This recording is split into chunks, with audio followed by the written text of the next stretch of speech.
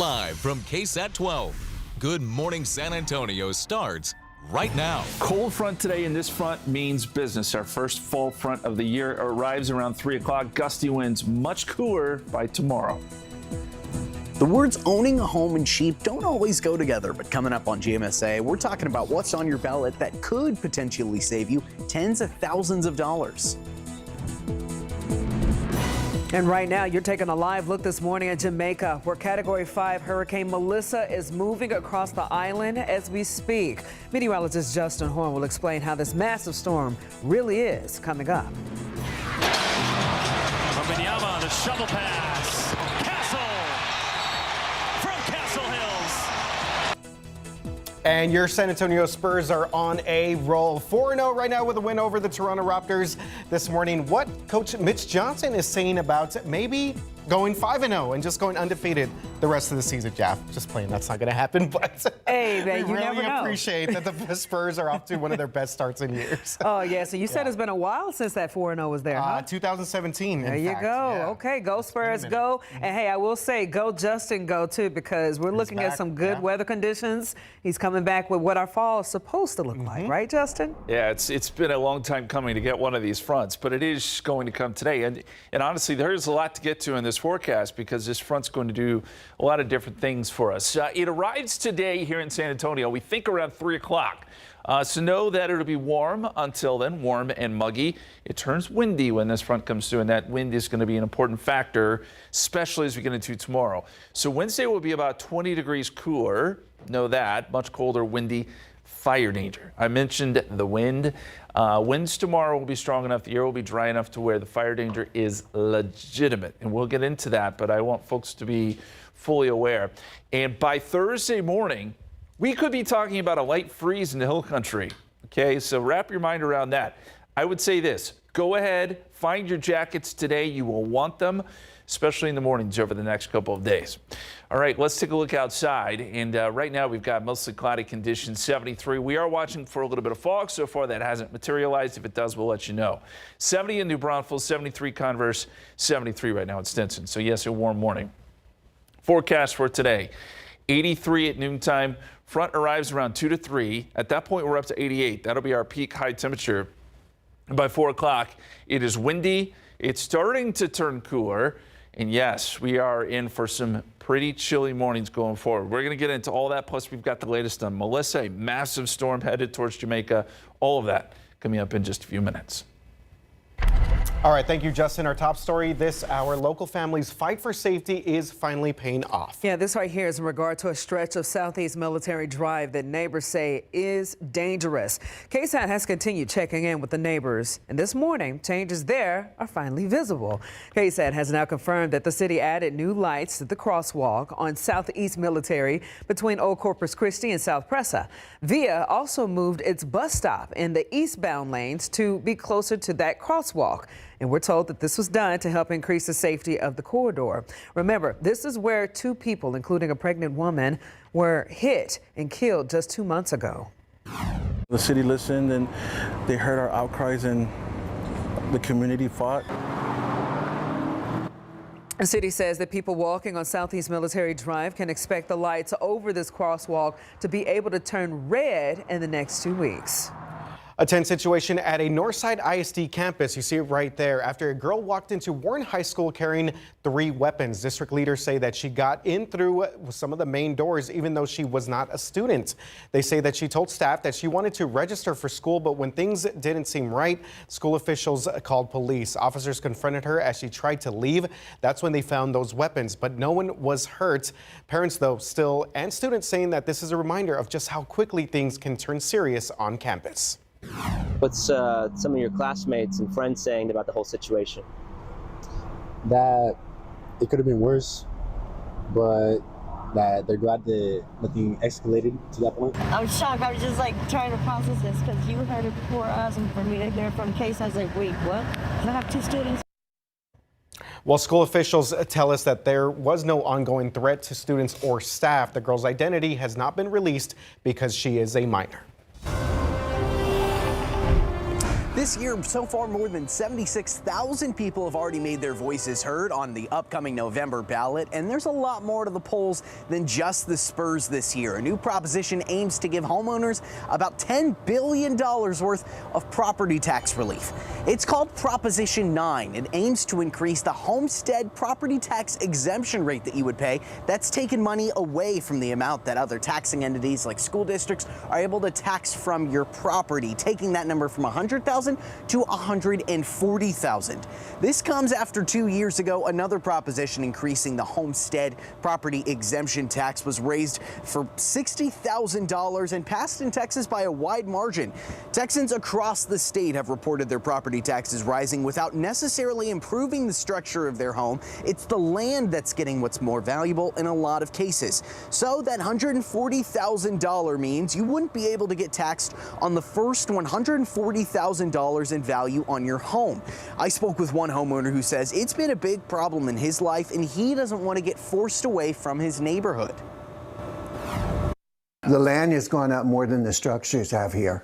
Yes. And you get so many calls of people that want to buy your property just for the land, not the house. Yeah, the price of the property taxes have gone up and up for a senior.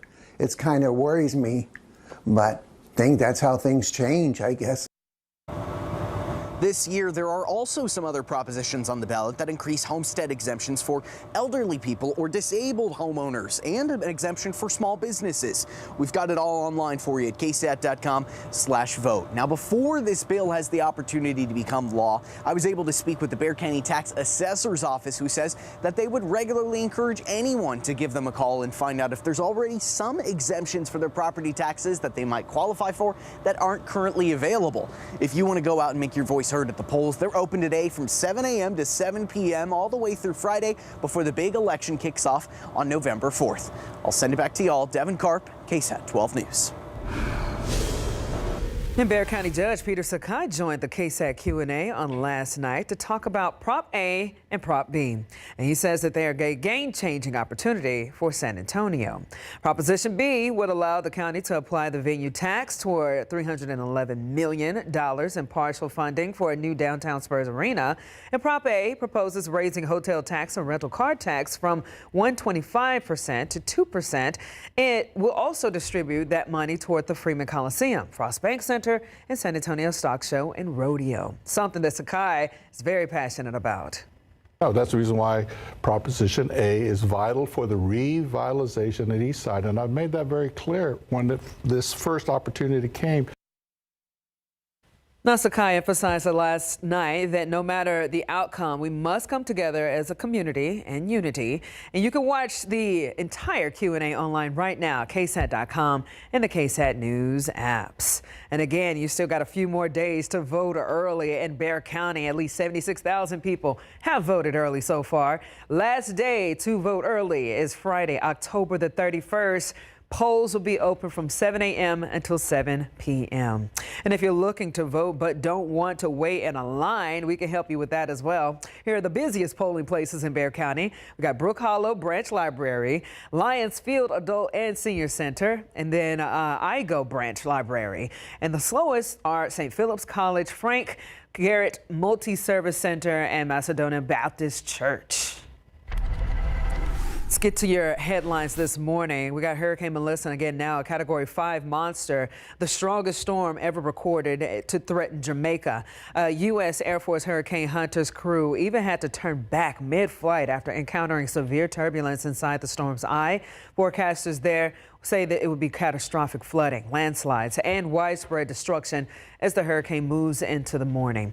Now, Melissa has already claimed at least 7 lives across the northern Caribbean, and it's expected to slam into Cuba later today before heading toward the Bahamas.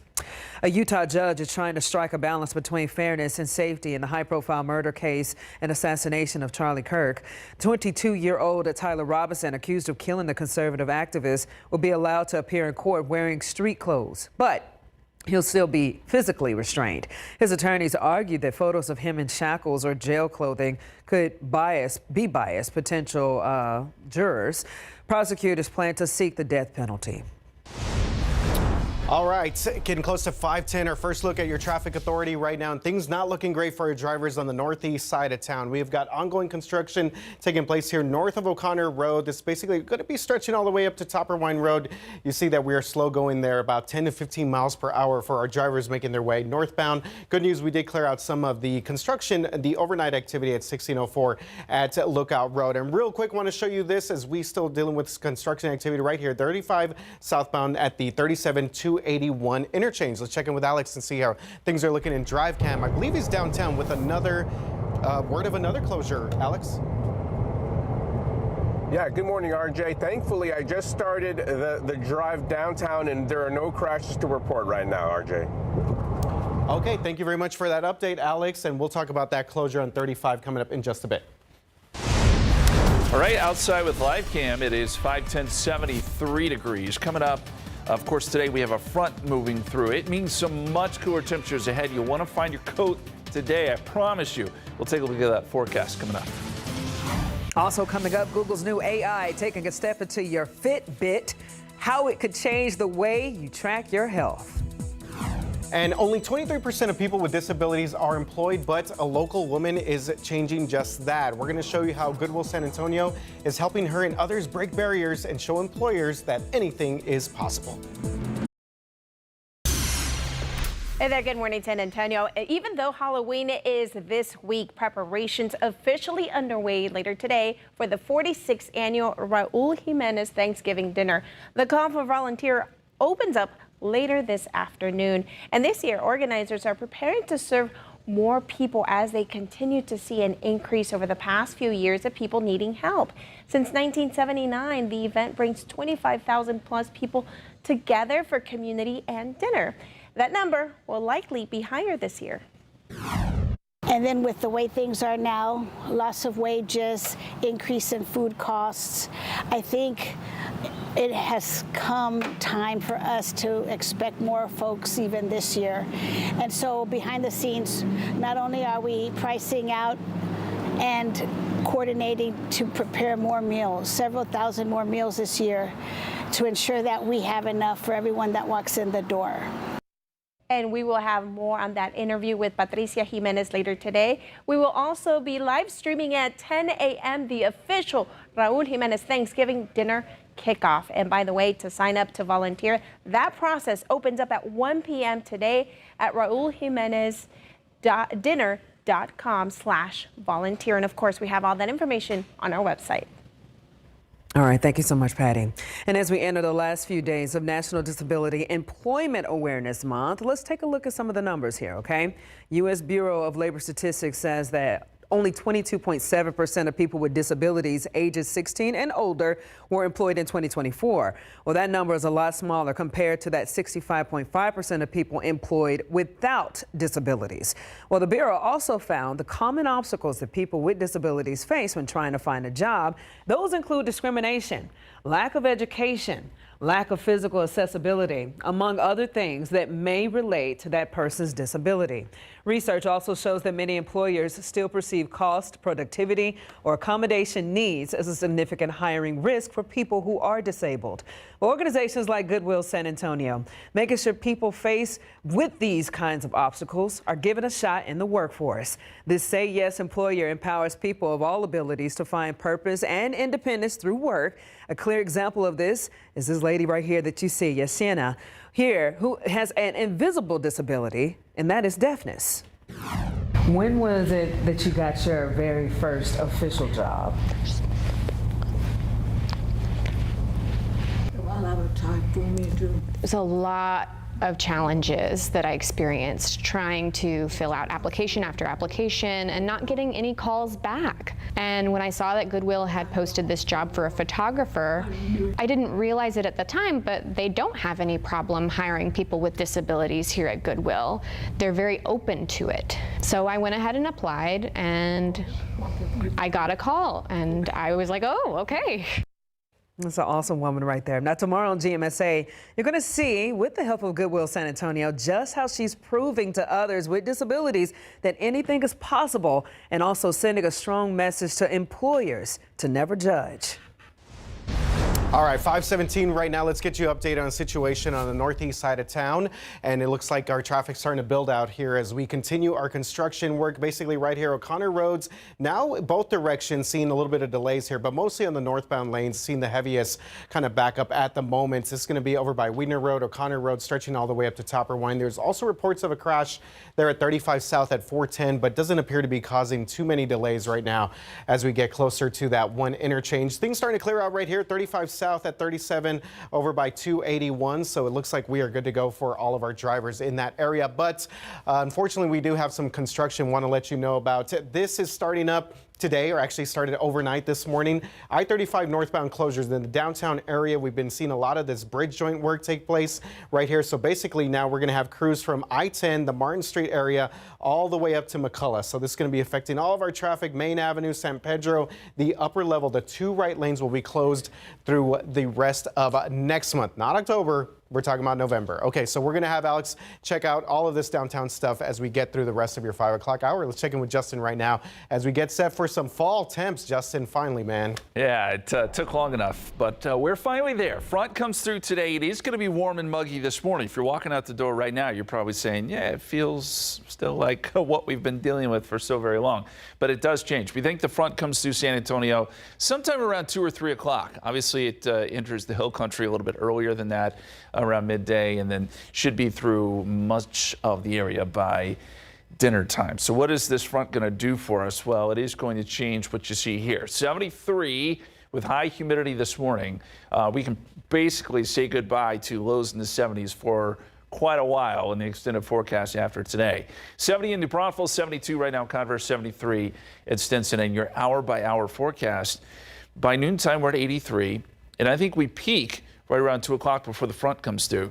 But once it does come through, you'll see temperatures fall, and then you'll see things get very windy. Gusts to 30 miles per hour at 4 o'clock, and I think we'll continue to see that going into tomorrow. So a high temperature of 88 today, turning windy in the afternoon, but a high temperature tomorrow of 68. So we're shaving off 20 degrees here with this front.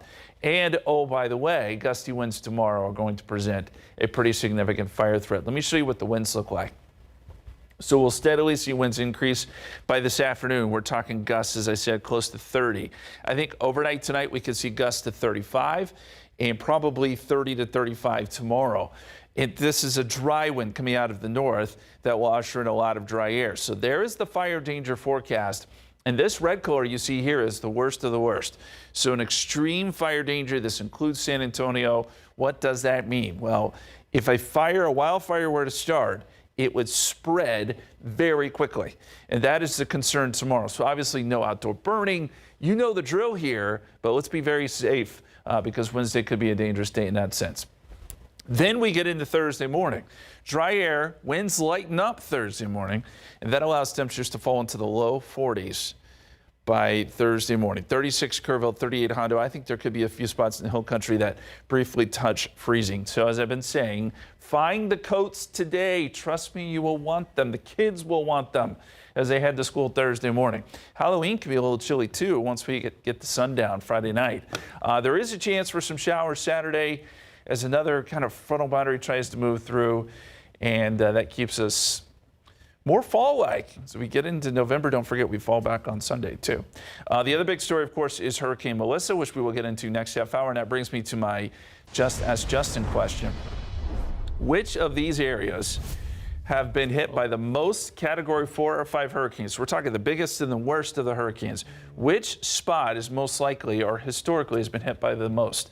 Is it Florida, Cuba, Bahamas, or Louisiana? Right now, Florida is getting all the votes, but you can go vote, ksat.com/poll, scan the QR code, and we'll get you some updates on Melissa next half hour. All right, Justin. Thank you. Yeah. 522 right now, 73 degrees outside. Well, this morning, Google's AI hits Fitbit, bringing smarter health tracking to some premium users. Plus, IMAX is expanding across the country.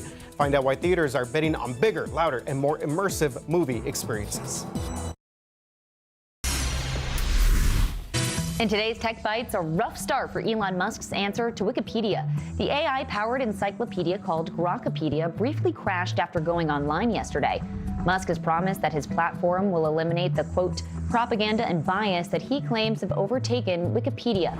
Next, a preview version of Google's long-awaited AI health coach will be available for some Fitbit premium users beginning today. The chatbot is intended to help users reach their fitness and health targets. To begin, those users must have a short conversation with the coach about their goals for the future. Finally, more IMAX screens are coming to movie theaters near you. Cinemark is installing the screens, including ones that support 70mm film projection. Reports say the aim is to have them in place by next July in time for Christopher Nolan's The Odyssey. Those are your Tech Bites. I'm Sophie Flay. Have a great day. Okay, good stuff there. Coming up on 526 and what is it outside? 73 degrees outside. I'm going to ask you to get some glasses, RJ. There we go. Okay, here we go. Coming up next, guys, we're talking about this. There's a question out there about who cleans blood up after it's been left behind of a crime scene. Public streets is what we're talking about. It's a real question, again, a West Side San Antonio community leader once answered, and we got it. Up next, how the police and fire department handles it and what you should do if you see it. All right, also coming up at 6 o'clock, big changes could be coming to your paycheck and your health insurance. Why experts say that next year's cost will hit the highest in 15 years and what you need to do to protect your wallet. That story coming up on GMSA at 6 o'clock.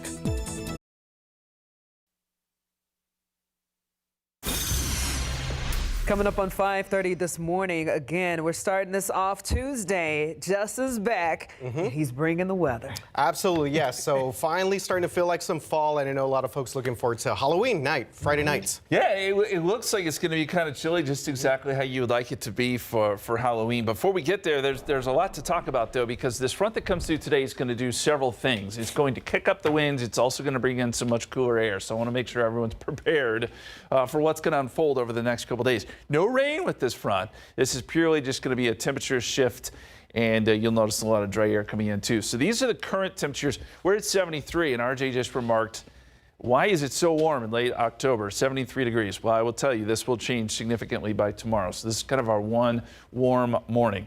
We've got 40s in the Panhandle, 46 in Amarillo, 56 in Lubbock. That is behind this front that should arrive between 2 and 3 o'clock today. So when it does, it's not going to be one of those situations where the temperature just plummets, but you will find temperatures falling this afternoon. I think what you'll notice even more so is the wind. Gusty winds to 30 miles per hour by the afternoon. So we peak at about 2 or 3 o'clock with a high temperature of 88. And then, yes, temperatures do fall. And by tomorrow morning, we'll be in the low 50s, which isn't just terribly cold, but it is going to be a shock to the system. So as I said, jackets will be probably necessary tomorrow morning and then certainly by Thursday. 41, the low temperature here in San Antonio, 30s, maybe some close to freezing temperatures in the whole country. We have more on that. Plus, as I said, Melissa, we're going to jump into that forecast and show you what is ahead for Jamaica, too. It's coming up here in just a couple minutes. RJ? All right, thank you, Justin. While in court today, testimony continues in the trial of 3 former San Antonio police officers accused in the 2023 killing of Melissa Perez. The defense delivered a major blow to the state's case. The state planned to call at least 3 expert witnesses on law enforcement policy, but the defense objected to them being allowed to testify. Now, one of the defense attorneys argued that none of the state's experts had personal knowledge of the night that Perez was shot and killed by Eleazar Alejandro, Alfred Lopez, and Nathaniel Villalobos. Judge, we would put before the court that an officer like Hubert, an officer like Sandoval, has no personal knowledge, was not at the scene during the incident, and is therefore only coming in to offer an opinion. The court will grant the defense objections related to any experts that will be offered to testify on officer policy. Well, now at least 3 of the state's experts are not allowed to testify in this trial. The state's called one of Perez's friends to testify about her mental health. Now, the 3 former officers on trial shot and killed Perez back in June of 2023 when she was reportedly having a mental health crisis. We're live streaming this trial on all of our KSAT platforms. Testimony is expected to continue later on this morning. And this morning, we got a 23-year-old man accused of murder is waking up in jail. His name is Sheatik Wilson, and he has been arrested for murder in connection with the shooting. It happened Sunday morning in a neighborhood near Old Seguin Road and Walsham Road.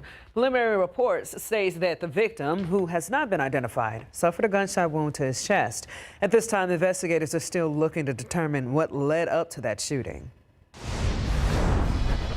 You showed up to the scene, you noticed that there was still blood left behind. Yes, and that's why, because of the way it was, there was a lot. So it was close to the sidewalk as well and the curve. Now, it's about human decency. We got a West San Antonio community leader reaching out to us for help, asking who cleans up the blood after a crime scene in the public street. All right, so our Patty Santos, she was emailing and calling to find out an answer to this, and come to find out, this is something that other people are wondering as well. So this was from a shooting back in August on the west side of town. Velma Peña, she's the president of Westwood Square. That neighborhood association says that she was appalled to see that the blood on the street was only partially covered with just sand or gravel. So she told our Patty Santos that she could not get a clear answer on who she needed to call to get all of this cleaned up properly. She was trying to make sure the family, though, of the victim did not see it. I felt so bad for his family. You know, in the Hispanic culture, they come out and they put candles or they put flowers where the person, you know, passed away. Now, both San Antonio Police and Bexar County Sheriff officers or Sheriff's deputies say that they typically work with the fire department to get the things cleaned up. We also asked the San Antonio Fire Department about this, and they say that they tend to use peroxide to clean it up and then thoroughly flush the area with water. There's no policy exactly, but this is just something that they do.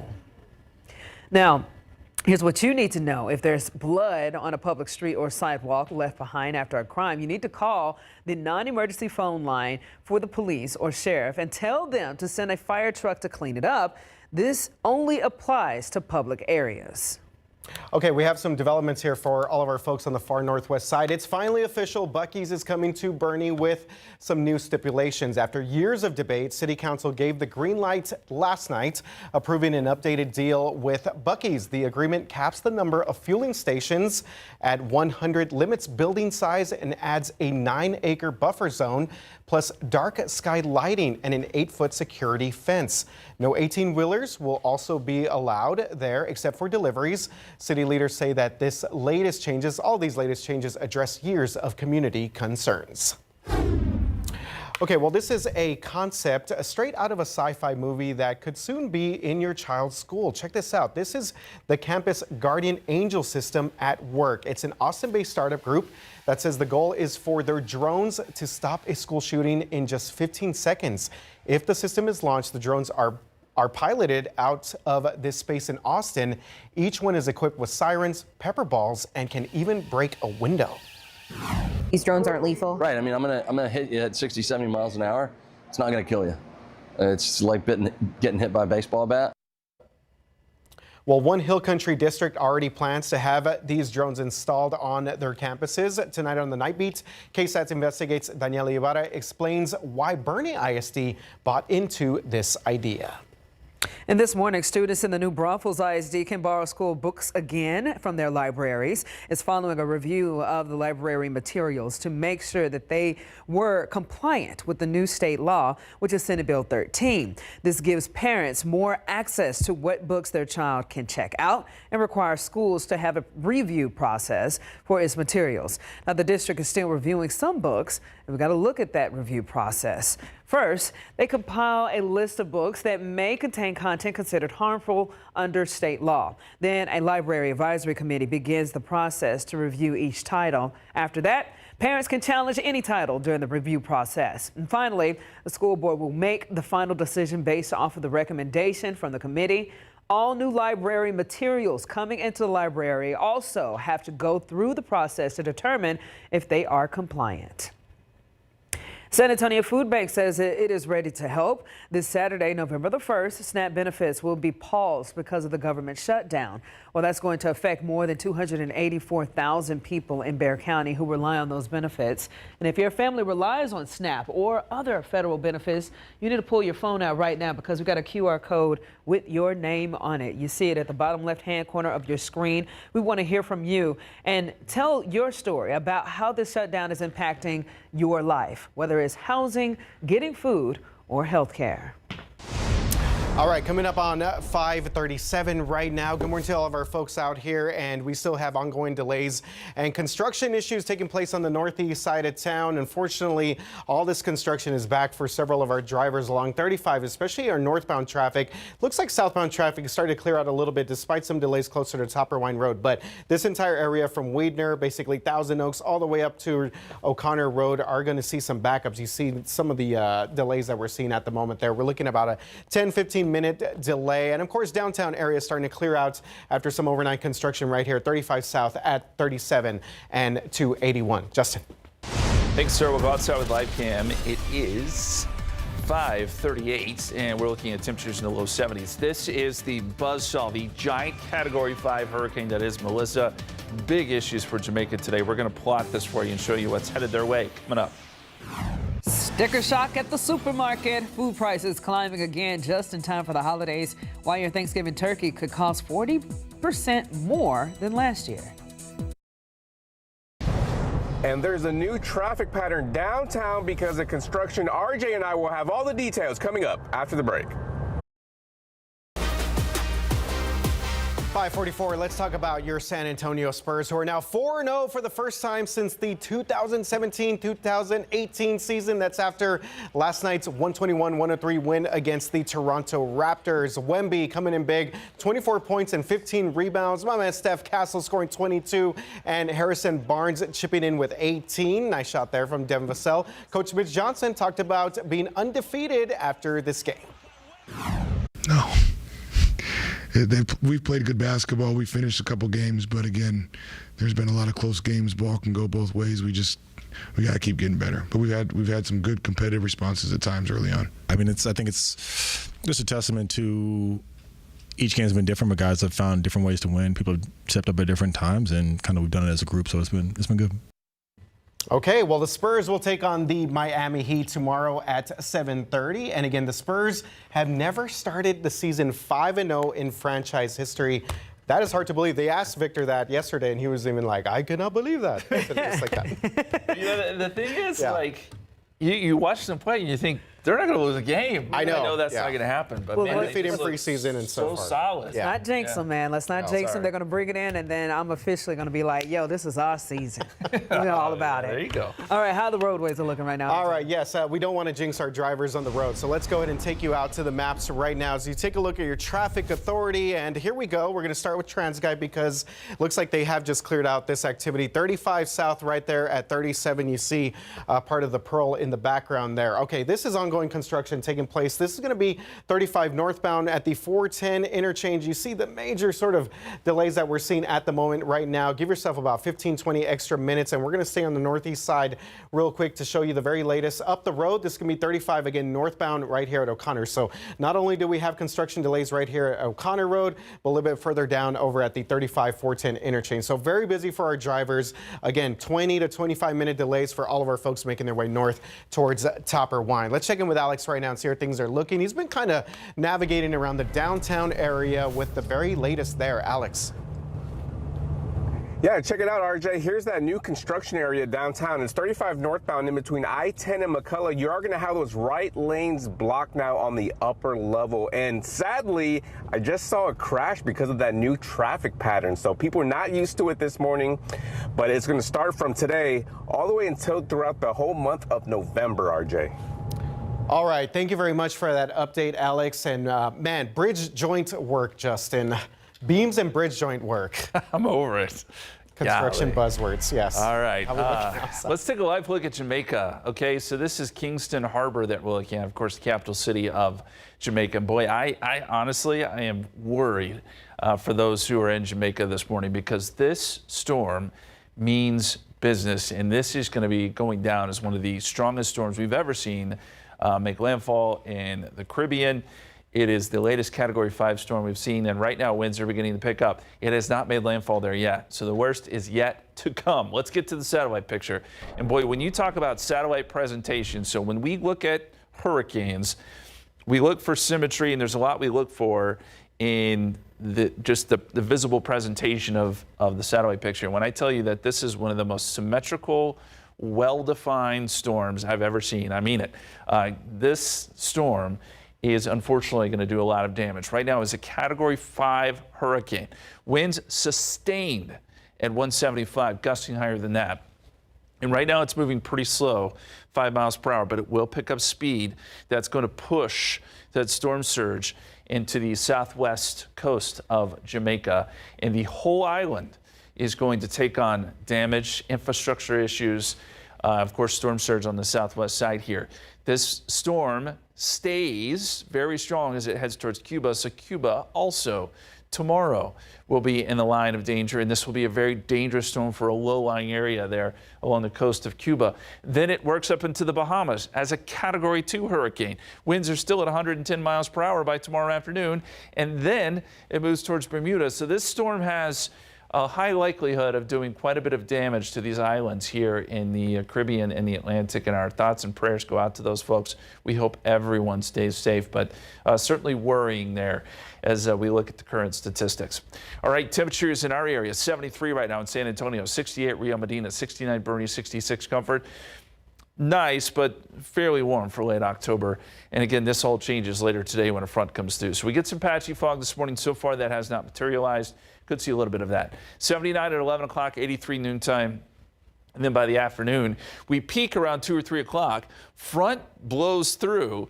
We get gusty winds at 30 miles per hour. Then it will be windy throughout the rest of the afternoon and evening as temperatures begin to fall. I think we'll see gusts upwards of 30 miles per hour later today. These are gusts that we're looking at here. And then by tonight, they could even get stronger. We could be looking at gusts 35 plus tonight and going into tomorrow, which will present that big time fire danger tomorrow afternoon. We can't emphasize this enough. Outdoor burning, obviously a no-go tomorrow. If we get any sort of wildfire tomorrow afternoon, it will spread so very easily, and tomorrow is a big time fire danger day, so we want to make sure everyone's aware of that. 52 tomorrow morning. You probably do want your coat as you head to work and school tomorrow. It'll be windy on Wednesday, as we discussed, about 20 degrees cooler, and then Thursday morning is the other big time frame of note because we drop down into the low 40s. Hill country will be in the 30s. Friday morning too, for that matter. If you haven't found a winter coat yet, you're going to want it the next couple mornings, really even going into next week too. So we've just kind of made that switch from what has been a very warm stretch to now finally fall-like weather as we get into November. All right, our Just Ask Justin question this morning has to do with hurricanes. So which of these locations has been hit by the most Category 4 or 5 hurricanes? These are the biggest of the big. They're rare. We only see about 18% of our hurricanes reach these statuses. But what place has been hit the most by these massive storms? Is it Florida, Cuba, Bahamas, or Louisiana? You can vote, ksat.com/polls. Scan the QR code, weigh in. We'll give you that answer in about an hour. 5:51 right now, 73 degrees outside. All right, coming up, your Thanksgiving dinner could cost a lot more this year, from shrimp to turkey. What's driving up some of these grocery prices, and the one surprising item that's actually gone down in cost. 5:54, welcome back. Let's get you to some of your morning consumer headlines. One company is recalling its barbecue pulled pork sandwiches because they may contain plastic. The Deli Express barbecue pulled pork sandwich is sold at grocery and convenience stores, and it's made by E.A. Sween. Now, no one has reported any sort of injuries or illnesses, but ingesting plastic particles can present a choking hazard. If you purchased this sandwich, you can return it where you bought it or contact E.A. Sween for a refund. Also, get ready to pay more at the grocery store for some people who claim that this right here, food prices are climbing again. A new inflation report showing that grocery costs up nearly 3% from a year ago, with holiday staples leading the charge. The biggest sticker shock We're talking about that good old turkey. It's up about 40% from last year. And some grocery store owners say the tariffs are driving seafood prices higher, forcing stores to find new suppliers. It's not just the shrimp, though. We're talking about potatoes, meats, veggies, baked goods, and even alcohol are all more expensive. But there's a little relief, though. Eggs and butter coming in clutch right now, actually cheaper than they were a year ago.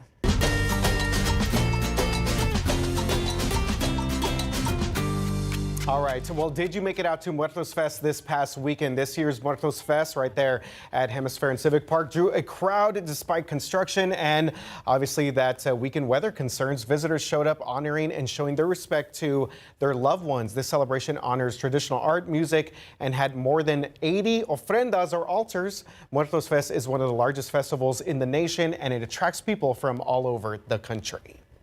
Yeah, so if you weren't able to make it out, we got that rebroadcast coming your way tomorrow, October the 29th at 8 p.m.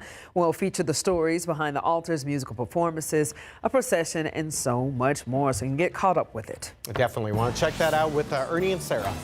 All right, getting ready to vote, we show you some of the busiest and slowest polling places across Bexar County so you can plan your day at the polls. Plus, it's already that time of year. Preparations getting underway today for the 46th annual Raul Jimenez Thanksgiving dinner. How you can volunteer to be part of this amazing San Antonio tradition. And Alex Gomez making his way in Drive Cam. We saw some construction developing downtown, some new construction patterns. We're going to talk a lot about that, plus get you an update on Northeast Side coming up in just a bit.